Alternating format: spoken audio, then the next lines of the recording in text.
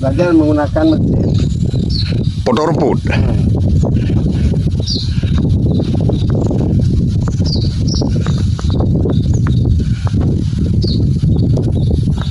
tunjukkan yang kurang tuh kamera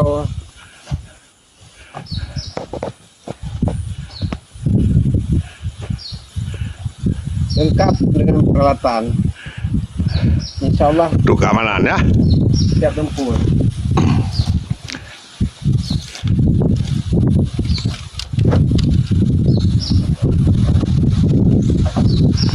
Tuh mesin baru bang ah. Mesin baru belajar menggunakan mesin baru.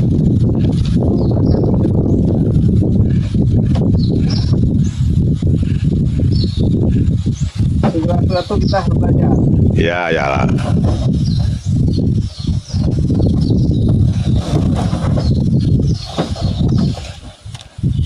Ini Cik Bro, saya belajar menggunakan Mesin potong rumput. ternyata tidak mudah kita bayangkan.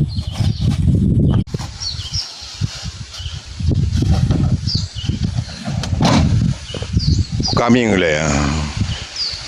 Lengkap dengan perkakas kita kerja hari ini. Mi kau meyup. Ya. Apa? Dah. Coba tarik. Ini gelang waki gelang. Dia kile ya.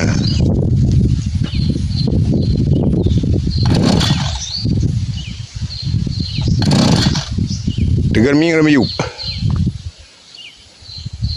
Ya dua ming le. Kakak.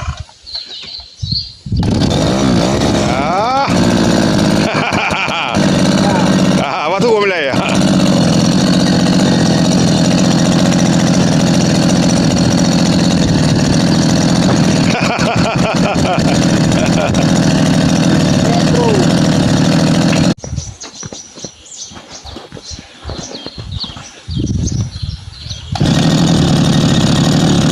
Agak bicut. Beredan. Kaji benan. Pulau.